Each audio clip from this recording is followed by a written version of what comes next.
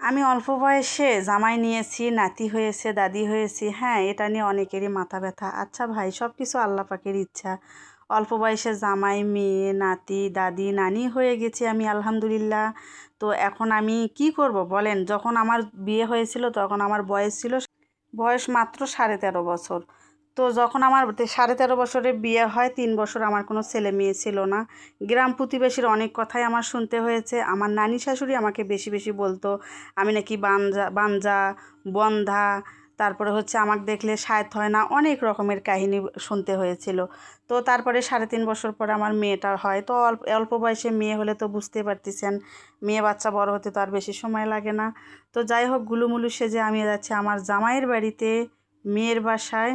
তো বাড়ির আমার নিজে লাগানো কুশার একটা উপযুক্ত হয়েছিল খাওয়ার মতো, তো সেটা নিলাম। মেয়ে বাসায় থাকলে তো অবশ্য খেত, তো তার জন্য একটা নিলাম। আর বাজারের যে অবস্থা, যে ফলের দাম, আমি ফলওয়ালাকে বলতেছি, ফলওয়ালা দাম বেশি চাচ্ছে। হ্যাঁ, 400 টাকা কেজি আপেল। তো ফলওয়ালাকে বললাম, বেশি কথা বললে তোকে আমি গাবতলি ছাড়া করব। তা যাই হোক, একটু মাস্তানি করে কিছু হালকার ওপর ঝাপসা ফল কিনলাম। আর এই যে রাস্তার ধার দিয়ে দেখতেছেন আমাদের গাবতলী এলাকায় কত সুন্দর ফুলের গাছ। তো এই ফুলগুলো নিয়ে দেখলাম গতকাল ফেসবুকে অনেক মাখামাখি হয়ে গেছে। তো আলহামদুলিল্লাহ, রাস্তার দুই পাশে এত সুন্দর ফুল গাছ দেখতে কিন্তু ভালোই লাগে। রাস্তা দিয়ে যাচ্ছি আর কত সুন্দর একটা আবহাওয়া অনুভব করতেছি আর যাচ্ছি।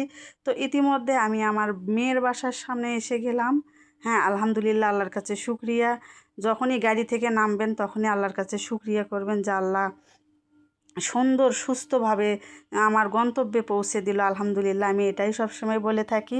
তো টুকুর টুকুর করে এখন আসতেছি আমার মেয়ের বাসার সামনে। আমি ভাবছি আমার নাতি দৌড়ে আসতেছে, তা আসলে দৌড়ে আসছে কিন্তু দরজা খুলতে পারছে না। ইতিমধ্যে আমার নাতি চিল্লাপাল্লা করতেছে, আপু তুমি এসে গেছো।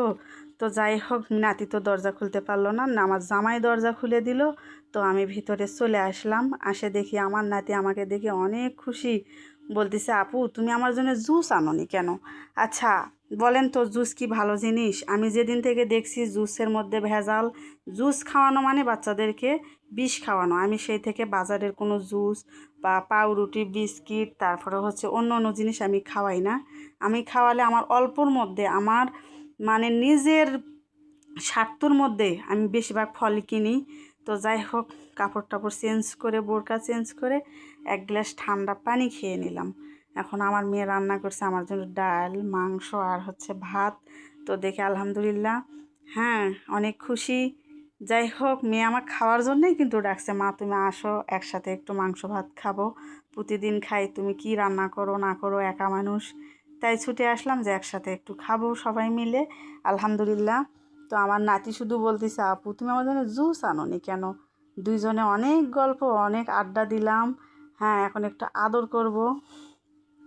তো আমার নাতি আমার কাছে এসে মনে ও ভাবতেছে যে আমাকে তো নিতে আসছে, আমি কিন্তু ওকে নেওয়ার জন্যেই আসছি। হ্যাঁ, তো ও একটু মানে মনটা খারাপ, আমার কাছে আসতেছে না। তা খাওয়া দাওয়া শেষ করে টেবিলের থেকে চলে আসলাম রুমে।